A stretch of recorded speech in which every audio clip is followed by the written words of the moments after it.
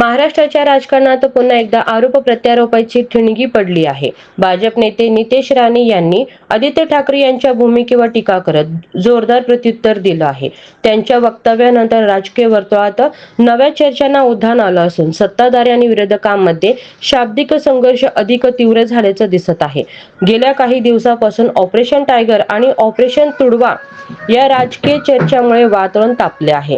विविध नेत्यांकडून एकमेकांवर टीका केली जात असताना नितेश राणे यांनीही आपली भूमिका स्पष्टपणे मांडली आहे.